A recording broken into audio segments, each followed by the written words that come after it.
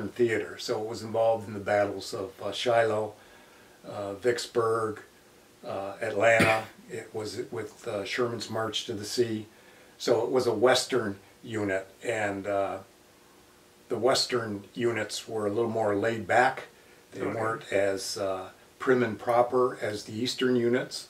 So we decided that being in a Western unit was probably a little more interesting, a little more fun to portray a soldier that fought in the Western theater. So that's kind of a reason why the 15th was the unit that I chose, and several of the other reenactors that I reenact with chose the unit for those same reasons.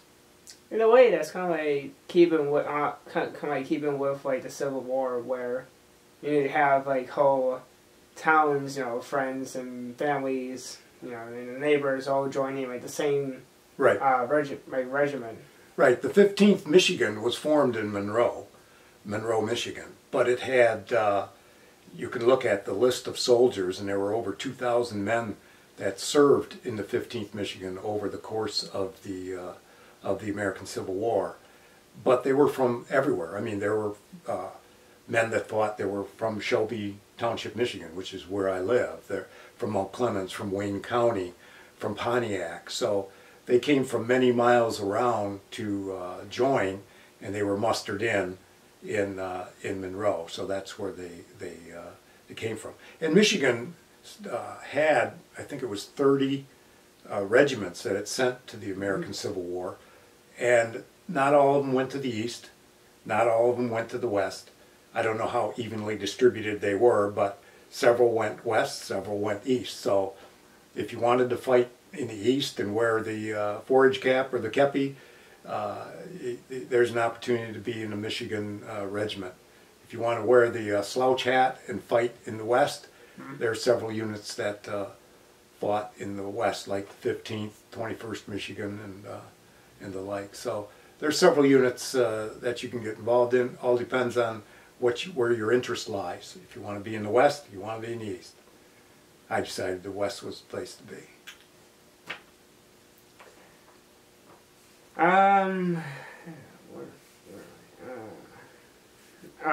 What advice can you give to someone who wants to be a Civil War reenactor? My best advice would be to find a unit, that you're interested in, the battles and the things that particular unit did. Our unit is the 15th Michigan. We are a Western unit. Find a unit like that you want to be involved in. Not that you can't do things that are in the East. I mean, the Battle of Gettysburg was an Eastern battle, and that was my first battle, and this was my favorite battle, even though the 15th Michigan was not at Gettysburg. You can join a unit there on the field and help them add men to their regiment. When I was in Gettysburg, we joined the 7th Michigan. So we took on the persona of the 7th Michigan when we were there. So you don't really have to have a unit designation when you go east or when you go west. But along with that, you should, if you have an interest, once you've contacted the unit, get involved in the unit, ask questions. You need to ask questions because there's so many things that you can buy. There's so many places to buy it.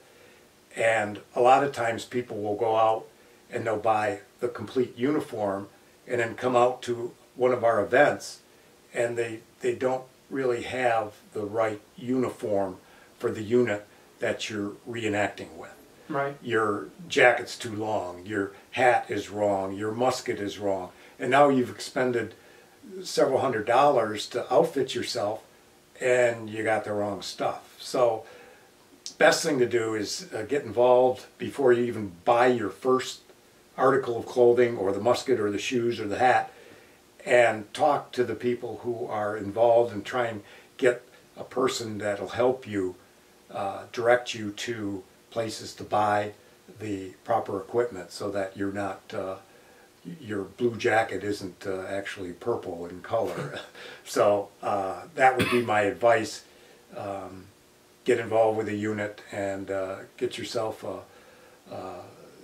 a uniform based on what the uniform requirements were for that particular unit, and ask questions about where to buy the stuff, what to buy, and what the expectations are. Because some people, might not be able to afford the complete uniform and the musket in their initial stages of reenacting.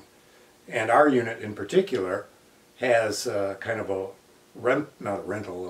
a lending box that we've got jackets, we've got shoes, we've got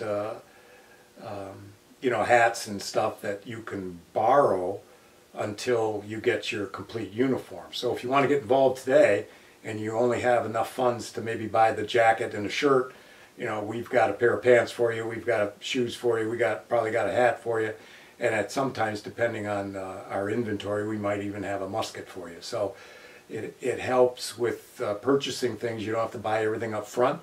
Like you do for golf, you got to buy all your golf clubs. You got to buy all your balls. You got to buy all your shoes. With reenacting, you can space it out. You don't have to buy everything up front. So, ask questions. All right. Next one.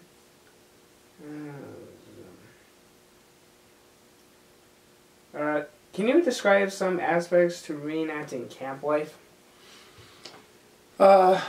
Yeah. Camp life is, when you go to a reenactment, obviously you're going to spend the night there, because reenactments usually start Friday evenings. So you spend Friday night and then you spend Saturday night, because the reenactment goes all day Saturday and a good portion of the day on Sunday. So when the weather's nice and there's no rain and there's no wind and there's no thunder, camping out is nice. Is it authentic to camp out when it's raining? Certainly. Mm-hmm. Is it authentic to camp out when it's thundering? Definitely. But I would rather it not rain. I would rather it not be thundering. Although I have been out there on those days when it has been inclement weather, and it's not all that much fun. But I always slept in a tent. Some people decide that they were going to sleep in the open on the ground by the campfire, and gotta love them for that. But it's always interesting that when you go on a weekend, you have to bring your own food. You have to cook it over a fire, so you have to pack a lot of stuff to get you through the weekend. Otherwise, you're either going to starve or you're going to borrow food from other people. So you have to pack the food. You have to have some cooking utensils,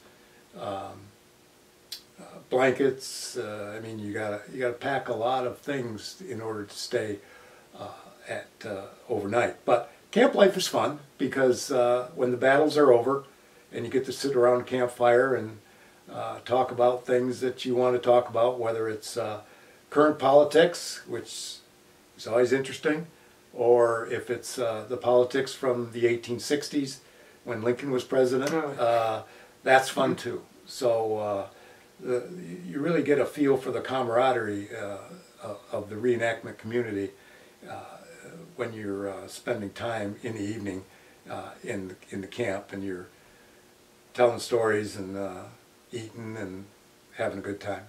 So it's a fun part of it. But if you were to ask me what I'd rather do, reenact a battle or spend time in camp, I'll pick the battle every time.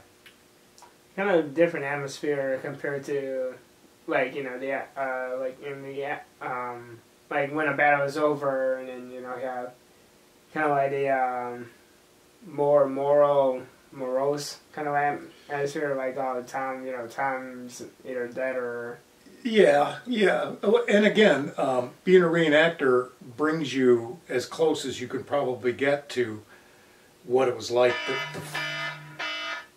to fight, but you don't have that fear that you're going to be wounded or die. And yeah, the moroseness, I guess, of an after battle, when you go into camp after a battle, would be some of your buddies and pals didn't make it, or did make it but were wounded and are now over in the surgeon tent getting their leg amputated or whatever. I mean, in a reenactment, you don't face any of that.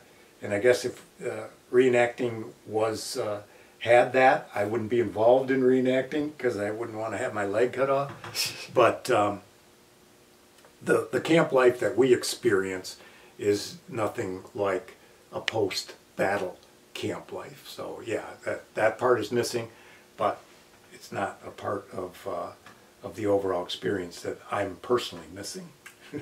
If that makes sense. Yeah, I can agree. Is it working? Just figure out how to pause this.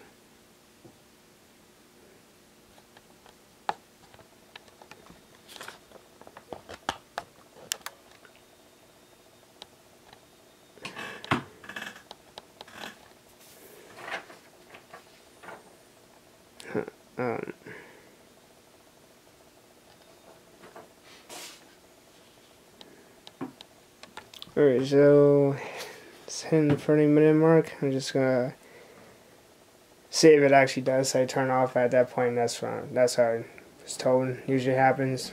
But if it doesn't, just keep going if you